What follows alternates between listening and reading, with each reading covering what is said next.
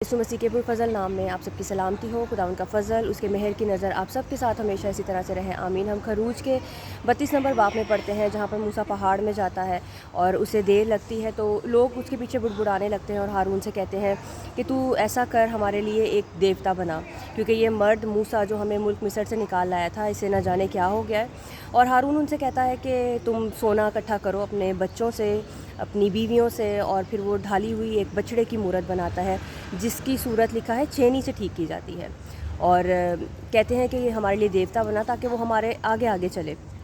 خدا نے ان کے لیے مصر میں جو آفتیں لائی ہوتی ہیں، ان کے لیے نکالنے کا جو بندوبست کیا ہوتا ہے، ایک پروسیس جو چلا آتا ہے، وہ یہ سب بھول جاتے ہیں. خدا ان کے لیے آسمان کو کھولتا اور بند کرتا ہے، دن اور رات ان کو کھانا مہیا کرتا ہے، ان کی زندگیوں میں نئے کام ہو رہے ہوتے ہیں، وہ غلامی سے چھوٹے جاتے ہیں، وہ یہ سب بھول جاتے ہیں، اور پھر بھی وہ اپنے لیے ایک دیوتا مانگتے ہیں جو ان کے آگے آگے چلے.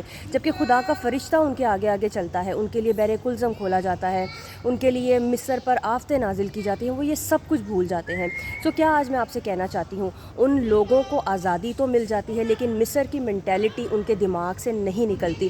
ہمارے ساتھ بھی زندگی میں یا ہمارے آس پاس کے لوگوں کے ساتھ اس طرح ہم ہوتا ہوا بھی دیکھتے ہیں. ہم خود بھی اس چیز کو ایکسپیرینس کرتے ہیں کہ بہت سی چیزوں کو ہم اپنی زندگی میں سے نکال نہیں پاتے، ہم اپنی زندگی میں سے حسد کو نہیں نکال پاتے، ہم اپنی زندگی میں سے مقابلے بازی کو نہیں نکال پاتے، اور سب سے بڑی ایک جو بری چیز ہے، ایک جو بدروح ہے، وہ ہے جھوٹ کی. ہم جھوٹ بولنا نہیں چھوڑ پاتے، ہم چھوٹی چھوٹی باتوں میں جھوٹ بولتے ہیں، لوگوں کو مینیپولیٹ کرتے ہیں. ہم سمجھتے ہیں کہ ہم انسانوں کے آگے سچے بن جائیں، اور خدا ہمیں نہیں دیکھ رہا. خدا ہمیں اندر اور باہر سے جانتا ہے، اور خدا موسیٰ کو، جب موسیٰ پہاڑ پر ہوتا ہے، خدا اسے کہتا ہے وہ قوم، وہ لوگ جن کو تو مصر سے نکال آیا تھا، وہ بگڑ گئے ہیں.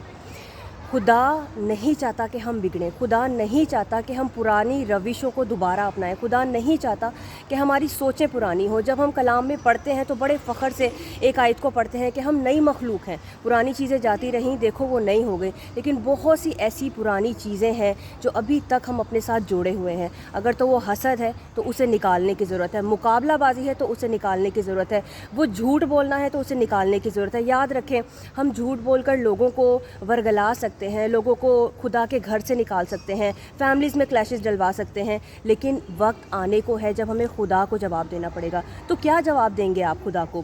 وہ خدا جب یہ قوم وہ دیوتا بناتی ہے اور خدا کی نافرمانی کرتی ہے، اور ایسا ہی چلا آتا ہے، خدا کہتا ہے یہ گردن کش قوم ہے. اور ہوتا کیا ہے کہ وہ قوم، اس قوم میں سے سارے لوگ مارے جاتے ہیں، ان سب کو خدا غارت کر دیتا ہے، ان سب کو خدا ختم کر دیتا ہے.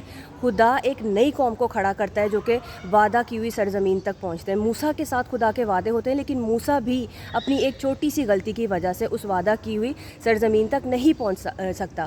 خدا کے جو وعدے آپ کی زندگی میں ہیں، اگر آپ کو اسے لینا ہے تو اپنی پرانی چیزوں کو اپنی زندگی میں سے نکالنے کی ضرورت ہے، پھر چاہے وہ جھوٹ ہے، حسد ہے، مقابلہ بازی ہے. یاد رکھیں، آپ ایک انسان کے آگے کھڑے نہیں ہو سکتے، کیونکہ خدا نے اپنی مرضی اس کے اندر رکھی ہوئی ہے. خدا نے بھی ایک پلان ہر انسان کے اندر ڈالا ہے، اور خدا کے پلان میں کوئی ہاتھ نہیں ڈال سکتا.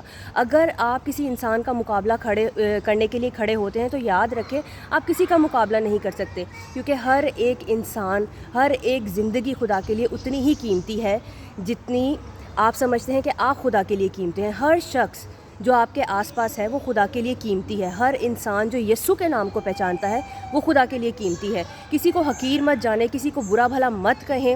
یہ یاد رکھیں کہ جو خدا معجزے کرتا ہے، جو خدا آپ کی زندگی میں کام کرتا ہے، جب اس خدا کو غصہ آتا ہے تو اس کی لعنت بھی نسل در نسل ہوتی ہے.